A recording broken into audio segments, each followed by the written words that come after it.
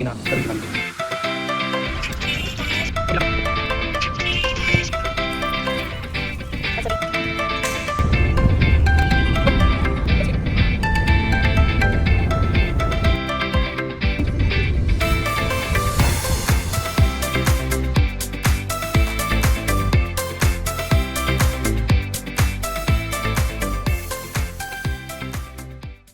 So, yo, what's up mga pre? So, today, i-share ko naman sa inyo yung magiging biyahe namin pauwi ng Pangasinan. So, from here sa Di Castro, Pasig, hanggang doon sa Sison, Pangasinan, which is yung hometown namin.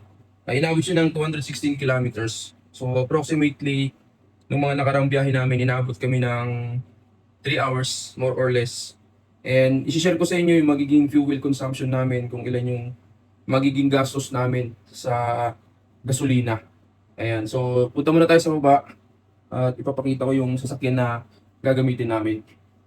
So, ito yung gagamitin namin sasakyan mga pre. Si Ava, si Avanza, ano? Hindi Ava Mendez. So, ako yung sa driver side. Tapos, ang katabi ko dito sa harap, yung panganay ko. So, magto 12 years old naman na siya. Malaking bulas kaya di yun magiging problema sa checkpoint. So, sa likod yung sa bunso, katabi niya si Mrs. So, fully packed sa likod mga pre. Siguro yung katumbas nung bigat nung bagahe sa likod, mga isang tao na adult mga pre. Ayan, ito yung itsura niya. Pambenta kasi ni Mrs. yan mga pre. So, nilagyan ko siya ng space para kahit pa paano ay nakikita ko yung view sa likod. And then meron pang isang sasakyan dito mga pre. Innova na 2019 model yata to. So ito sana yung gagamitin namin. Ang problema mga pre, hindi kasi sa amin yan. Gago! So, itong si Ava na lang yung gagamitin namin. Yo, what's up mga pre? So nandito kami ngayon sa Ortigas. Sa Mayshell, nagpa-full tank muna kami.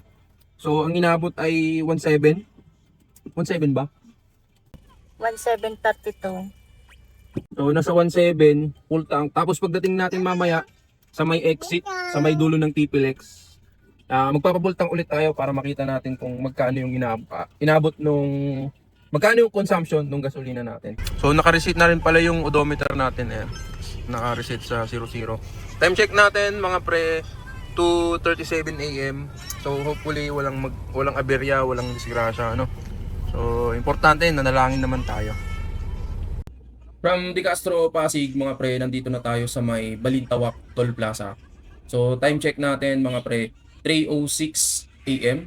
So inabot din ng 30 minutes yung takbo natin from Di Castro, Pasig hanggang Balintawak Toll Plaza. So ito yung unang toll gate na madadaanan natin.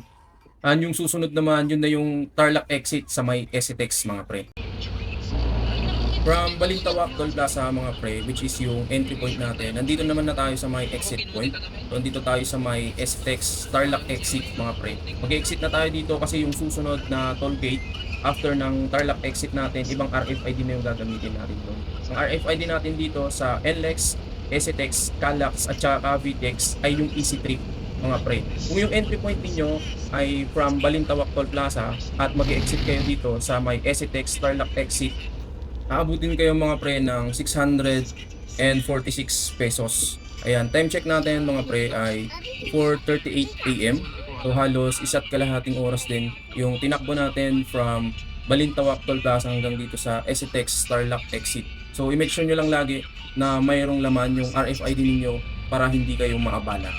So after natin mag-exit mga pre sa may STX, so after 2 kilometers approximately, papasok naman na tayo sa may toll gate ng TPLX. So ang RFID na gamit ng TPLX, StarToll, MCX, SLEX, NAIAX at Skyway ay AutoSweep. So make sure na may laman yung RFID nyo ng AutoSweep mga pre. Time check ulit natin mga pre, 4:43 AM. So upon entry dito sa may toll gate, kapag naangat yung barikada mga pre, make sure nyo lang na nabasa yung RFID nyo. So next na exit natin ay sa Rosario exit na mga pre sa may rotonda. Ganito yung importansya ng pagkakaroon ng fog light na dilaw. Ayan, kitang-kita nyo naman, tagos na tagos yung ilaw natin. So kahit makapal yung hamog mga pre, kitang-kita pa rin natin yung daan. Unlike sa mga nakasabayan ko kanina, hirap na hirap sila kasi halos lahat ng ilaw nila puti.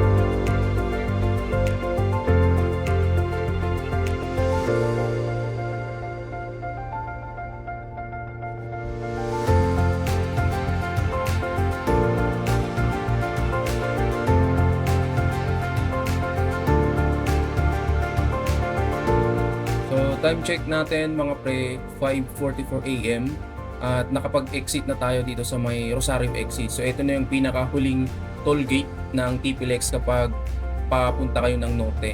So from Tarlac na entry point natin at exit natin dito sa Rosario, inabot siya ng 311 pesos. So yun yung bayad ng toll gate natin dito.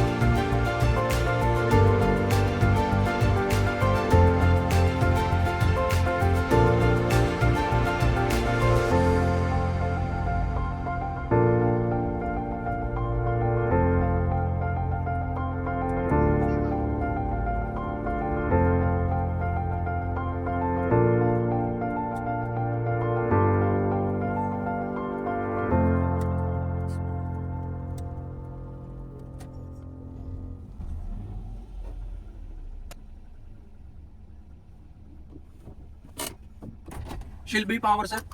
B-Power. Bay Power gasoline. Full tank tayo, sir. Opo, matik lang po. Yung check natin kung magkano abutin mga pre. Ayun, 100, 200, 300, 400, 500, 600, 700, 800, 900. Ayun, 952 mga pre. Sa wakas tumigil din. So ito na yung ating final na gastos. Sa gasolina mga pre ay worth 952.29. 13.9 liters yon at ang 1 litro ay 68 pesos. Yung tinakbo naman natin mga pre ay 211 kilometers. So kung kwentahin natin yung kilometer per liter, pumapatak siya ng 15.17. So para sa akin mga pre, tipid na yon para sa lumang auto na to na 16 years old na. Yung binayaran naman natin sa toll doon sa Easy Trip, which is yung entry point natin ay Balintawak Toll Plaza at ang exit point natin ay sa STX Tarlac exit. So ang binayaran natin doon ay 646 pesos. And then yung binayaran naman natin sa Auto Sweep na nag-entry tayo sa may Tarlac at nag-exit tayo dito sa Rosario, pumapatak siya ng 311 pesos mga pre. So yung total na nagastos natin mga pre ay 1,909.29. So one way trip lang yon mga pre. Ayan, thank you sa nanonood mga pre. So kung sa Facebook kayo nanonood, baka pwedeng pa-follow, like and share. At sa YouTube naman mga pre, pwede kayong mag-subscribe sa channel ko. Napakalaking tulong nun para sa akin. So hanggang dito na lang yung ating episode 2 ng ating car vlog series.